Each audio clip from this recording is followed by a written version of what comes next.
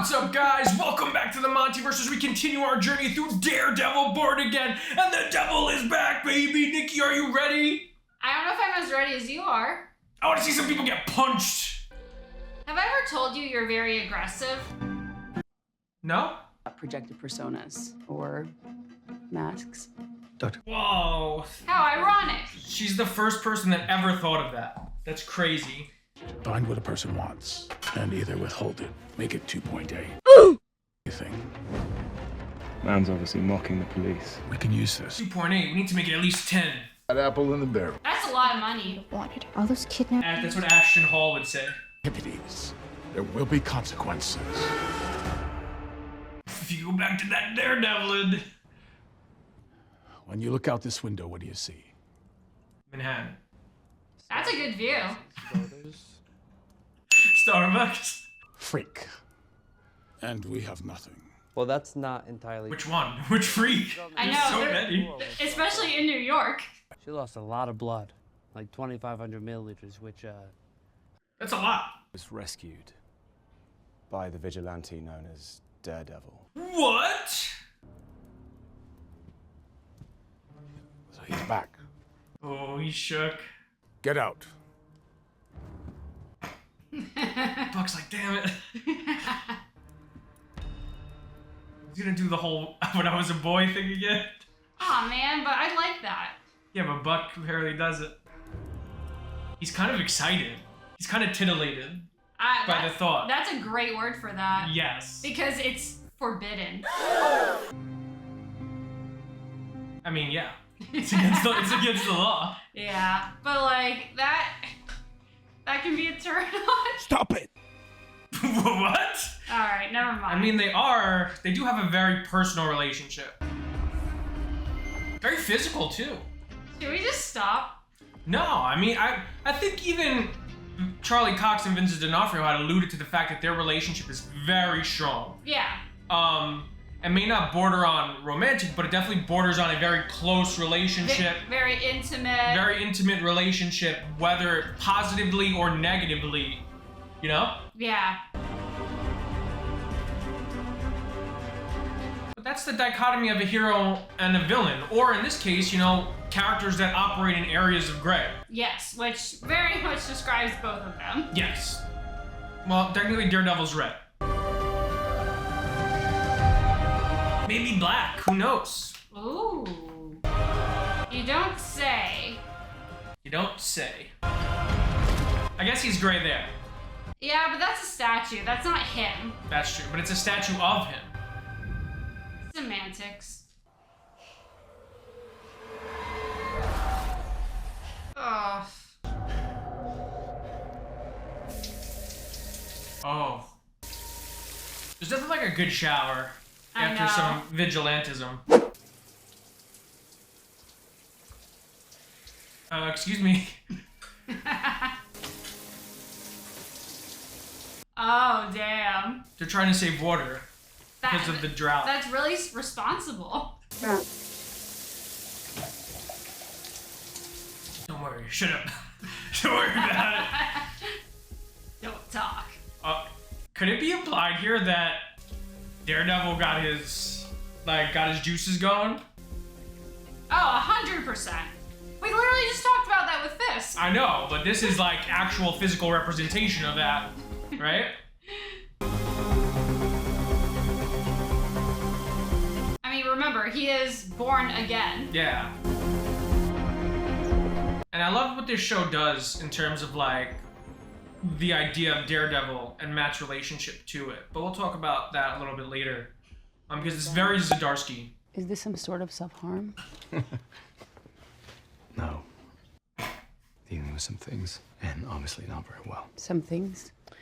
Okay. He's addicted to the violence. Foggy. Karen. Yeah, they're pretty cool.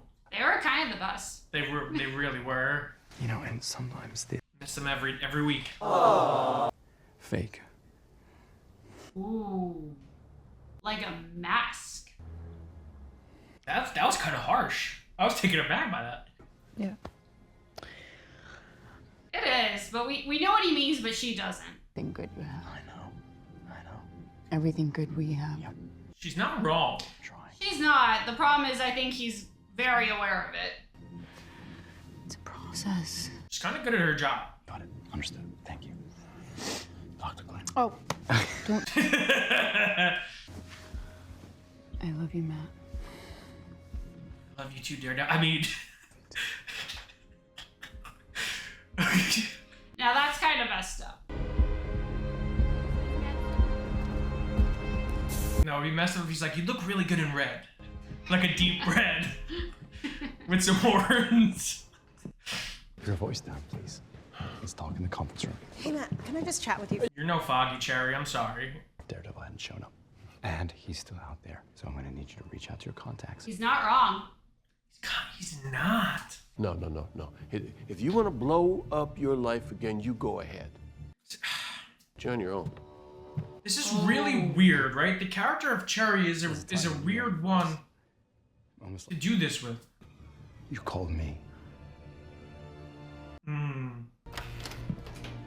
See, if that was Foggy, it would flow better. And I think it's to show us like the juxtaposition of Matt's life. Like he's not listening to Cherry because Cherry is not Foggy. It's not the worst thing in the world, is it? Ooh, wrong thing to say. For the sake of the city. Ha! We're talking about a man who's destroyed 10 years of business infrastructure. You understand? It was totally fail-proof. He unjustly arrested. He took down my entire business. By the definition, it's not. For a legal cause. All because of this twisted, delusional man. Interesting. I love seeing Because of his righteousness. Daredevil through his perspective. From that now, huh? You're the man now. He's the man. I think he said mayor, but it definitely sounded like man. These sources. Using those to settle old scores could be seen as an abuse. You got a car. I brought you over. You got Gandolfini Jr. Asymmetrically. Yes, Mark. Yes. I have the responsibility to What's with the innuendo of this episode? one. Yeah. Daredevil kicked the shit out of him. Daredevil saved. Hell yeah. Hell yeah, badass. He's like, the Daredevil's pretty badass. Detective asked me a bunch of questions. Oh. Like, the way they're framing it is almost Saw-esque. Yeah, oh yeah. Somebody will. I promise you. What can you tell me that was out of the ordinary? Well, Daredevil was there. Huh. Ah, don't cut there. Thanks for meeting me, Mrs. Fisk. DeLuca. Keep smart, keep low. You did none of that. Oh, shit. Okay. Oh, it's that guy. It's the guy that, I guess, is Muse, maybe. Bouquet of red balloons. I don't know why. No other kid has them. Pennywise? No. Confident, yes. I am. Ashton Cooper. Clothing and music. Is that a person? We made some troubling discoveries. Are they gonna make Muse a generic, like, serial killer stereotype? How familiar are you with Taekwondo? I like boxing. So that's why everyone was like, how come he's so good at fighting? No. Well, there's your answer. His father hired Coach Lee to live with them and coach his son, Bastion. Jesus. That's a bit much. Was listed as unknown, but there was never an investigation. Huh. What? We're in the innocent until proven otherwise business, so. Yeah, that's how it works. That's all thanks to you. That is kind of. What? Don't you see that? That's creepy. The heights I never even imagined. Huh. Finally starting to see me for who I really am. Is that a good thing? Your art? Probably not. Oh. And the victim wasn't... Well, they weren't the only ones down there. Did they find like Daredevil tracks?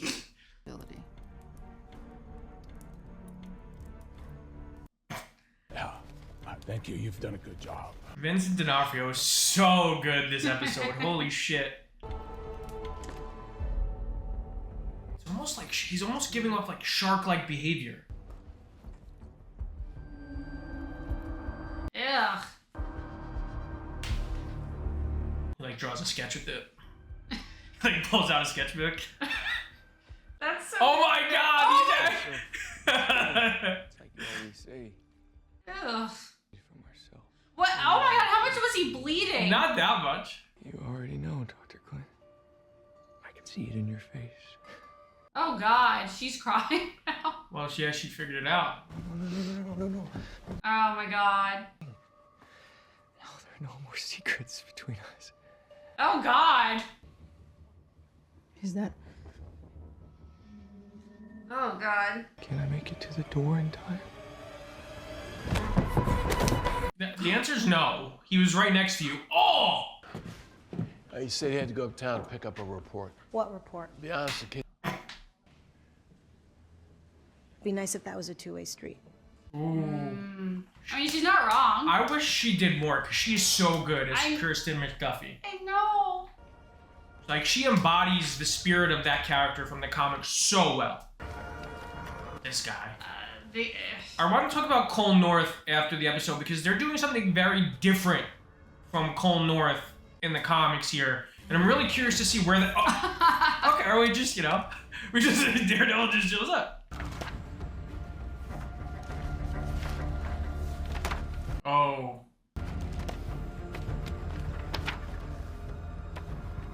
Oh god. Is he gonna recognize her face from the sketches? That would be insane. Like, I know he has superpowers, but that would be wild. What? Okay, what? Like, I really love the comic bookiness. Hey! Hey! Screw you, pal. That's the second time Matt beat him as two different personas. But if anyone deserves it, it's that guy. Condition ID the sketch is Heather Glenn, a psychiatrist downtown. Ooh. His psychiatrist. You are the thin, dark line protecting this city. What? What? Is that supposed to be a play on the blue line? That's so... What? It's like supposed to be like a Dark Mirror version of... Then blue... It's still weird, though. It's very weird. But it's Fisk. I know, but whatever. Oh. Wait, what? He brought his whole costume with him? Well, he did have a duffel. Still. Please don't hurt me. Honestly, I can't guarantee that. I have a feeling whatever she wrote was not this. Nope. I think this is his interpretation. Oh no, oh god, oh god.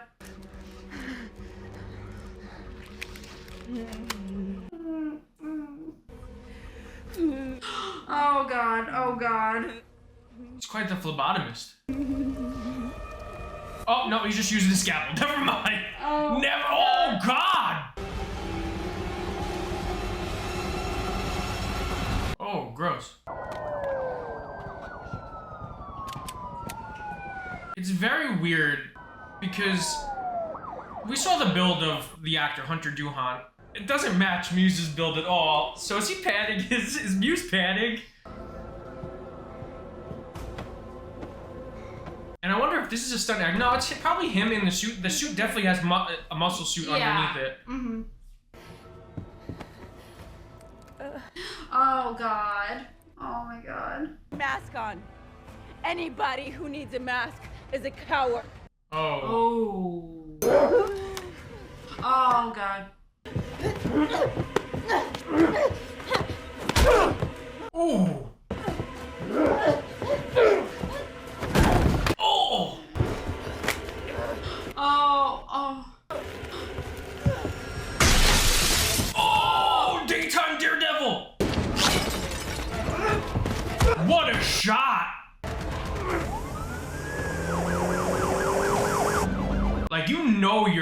when Daredevil comes at you during the day in full Daredevil suit. Ooh. Stack up! I wonder which office she's in. Ooh. Oh, no, no, no, no, no, no. Oh! Oh, God. Holy shit, that shot! Oh, my God.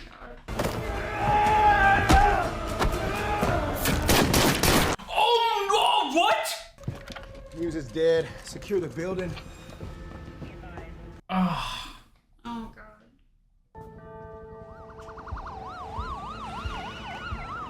that was insane.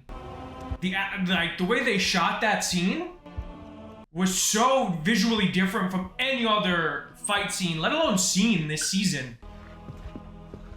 He had a gun. I didn't expect them to kill Muse though. Yeah. Wait, how long did they leave the body there? Well, it's Muse, so they probably don't care. It's he probably also ordered them. What we do know is that you and your men did your job. He's gonna use this to propel the anti-AVTF. Oh, 100%. There was no one else up here. Isn't that right, Sergeant North? See, this is weird. Because this is so contradictory to Cole North's character in the comics. Which I trust the writing. I trust that there's an arc here, but it's just very weird. I guess because they needed it to be a character. Yeah. And they want this character to have an arc, maybe? I don't know about what they say they saw, but I saw Daredevil go through that window. I mean, it was broad daylight. And he's in a red suit. Boss will kick your ass for that. Nah, he's loving me these days. Like Daredevil taking out Muse. We're friends, BB. But I'm not a fucking chump. BB. Mayor Fisk isn't fucking around, and neither am I. Ooh. Oh, what? He's like becoming Fisk. You know? Damn. He's a fast learner. Is it bad that I still like him, though? I mean, if anything, that made him, I think, more compelling. Definitely more compelling, definitely more complex and layered. There was someone else there. You think? Don't hurt yourself. Who? Daredevil. Well, it was your office. Can no longer keep our city hostage. Power play.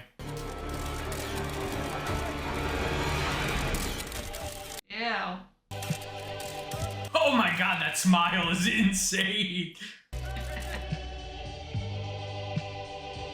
Huh.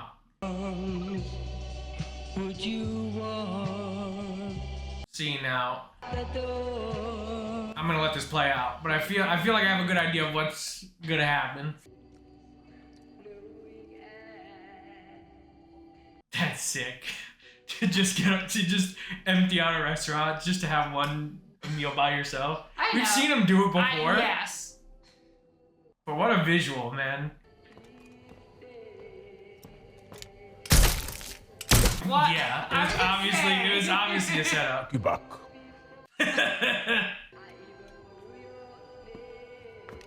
Am I the new Wesley now? Will you love me like him? Yeah, we already tried that once. Yeah, but like... Good. She'd like me to bring her home some stole one there.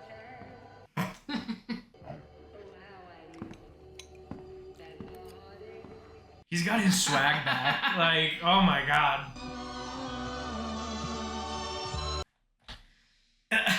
That was so awesome because I feel like the 1-2 punch of episodes 6 and 7 play for the vast majority of the episodes like a Fincher movie. And I think Muse is very much a Fincher-esque. They turned him into a Fincher-esque character. Yeah. But that last scene was so Godfather, was so mob movie. And I really love that because Daredevil is a show that can constantly play with tones and genres. And I think this episode is a great example of that. But holy shit, what an episode. Oh, yes, that's one way to describe it. And you could tell that this was visually different from the previous episodes. And I think even the color grading was noticeably different favorably, I think. Yeah, I think that stuff popped a little bit better. It looked like the brightness was different in a way that was toned down. Yeah, in a way that I think complemented the scenes without being overbearing. Yes, and I really loved the pacing of the episode. Everything felt tense, but it was just very well paced. All of the dialogue scenes came very naturally. All of the action was insane. That scene between Muse and Daredevil was absolutely bonkers. Oh god, that whole sequence in general. It's just really fantastic stuff to be like the culmination of the Muse arc. And I really don't think that's the end of Muse. It can't be. Well, I was gonna say, because I'm assuming this is a different take on Muse and that there's other versions that have existed, or at least in terms of his portrayal in the comics. It's radically different. This interpretation of Muse is radically different from the comic book version of the character, who is an Inhuman, and he has abilities. So Muse's abilities are essentially, he is a black hole of sensory information. So he absorbs sound, and Daredevil, he's essentially like Daredevil's worst nightmare, because he gives off no sensory information for Matt to take in. So he's essentially invisible to Matt's radar sense. Not only that, but he's also a very darkly sarcastic and chatty villain, whereas when he's Muse, is very silent. Mm-hmm. So there's a lot of other differences. The main difference being they humanize the character a lot more than he is. He's very much more like a Joker-esque type of supervillain in the comics, where we don't know a lot about him, but he's a very interesting and charismatic villain that a lot of people became huge fans of. And he does die in the comics pretty early on. In his second appearance, he does take his own life, but he comes back. He gets better. Which is, as they do in comics. Because he has powers. They even say, like, when he dies, like, we don't even know if he can die, you know? So it's very possible that this could be like a Gotham situation where this is the prototype of Muse, and maybe he has a brother or someone else takes up the mantle of Muse and kind of goes forward in his image. I don't know, maybe he gets better. But the thing is, the way they kind of portrayed him here, and obviously in a very morbid sense, was that he's the kind of imagery that could cultivate a cult following per se in this. So I think if that's a possible angle, just because that follows a lot of tropes. But again, like you said, if they go the Inhuman angle, and there's magic in this universe, no shit that could happen. Yeah, we've already had a couple resurrections in this universe. We have Iron Fist exists in this universe, the Hand, Kunlun, and that's just the stuff that was canonically relevant to the Netflix shows, let alone this being the MCU. So there's a million ways, like he could literally be resurrected by the Hand and given abilities, kind of like what happened with Elektra in the Defenders. But I think the changes they made for Muse worked in the overall story that the series is trying to tell. And I didn't really mind it. I just personally wished he had more of the charisma that comic book Muse had. Yeah. Because he came across, at the end especially, like, his conversation with Heather came across very generic and very tropey. Yeah, because it's like, all these traits that you're describing that he had in the comics, because I don't want to be too harsh, because I don't think it was necessarily bad. No, it wasn't bad. But, no, I think, like you said, it was kind of generic. He became kind of this sad sack, oh, woe is me, my parents, like, did this stuff that I didn't like, so now I'm an edgelord, essentially. Yeah. And I think that the thing that kind of harmed it the most is, we met him in episode 2 when he's at our book signing, right? Yeah. And then, like, this is the second time we ever see him outside the mask. So yeah, I feel like we also didn't get that much of time to spend with him, which maybe otherwise it felt like a lot of it ended up being expositionary. Yeah, it was very expositionary. It was very show not tell. And there's a lot less emphasis on his art than there is in the comics. Like, he's a slave to his art in the comics, to the point where, like, the first thing he says to Daredevil is, "What did you think of my work?" And when Matt refuses to engage with him, he's just like, he destroys it, and he's just like, you're only as good as your next piece. And there's something he's so much more unique. Yeah. In the comics. And you know what's crazy that I just thought of is if they kind of went that route and maybe even played it up to almost like a parody level in terms of his persona and the way he acted. The scene where he like started drawing with the blood out of his nose, I could have almost bought that a little bit more. It would have been more fulfilling. Like, that's almost something you would expect from 2003. But this is why they couldn't do that, especially for season 1, because it doesn't fit the narrative of the season, right? He has to be a man in a mask, or else the whole Fisk propelling the anti-vigilante task force, using Muse as the scapegoat, saying, hey, my guys took down this mask, and them holding up Muse's mask would have lost all punch that it had. Oh no, I think that was a great direction to go in. I'm just saying more the direction of the character. Oh yeah. Just like if we're looking at him in a vacuum, isn't as fulfilling. No, and I agree with you. Yeah, but no, I think that plays in super well, like you said, to the AVT. The AVTF, baby. I had to think of initials. And I think Muse is a necessary sacrifice. The character is a necessary sacrifice for the overall story, which happens a lot in season-long television, where it's not the Muse show. If it was the Muse show, or if Muse was the main villain of the season, it would have been different, but obviously the main villain is Fisk, or, the task force, and we're building to that. And I think he was a necessary stepping stone to get there. And who knows, maybe I'm optimistic, but I don't think this is the last we're going to see of the character of Muse. Maybe this interpretation, but I don't know. Either way, I think this episode's spectacular. I think the writing was on point. I think whereas last episode, Charlie Cox really got to be the star, especially 5 and 6. I think this episode, Vincent D'Onofrio returned the volley, and he slammed it across the net. He's like, oh, I'm here too.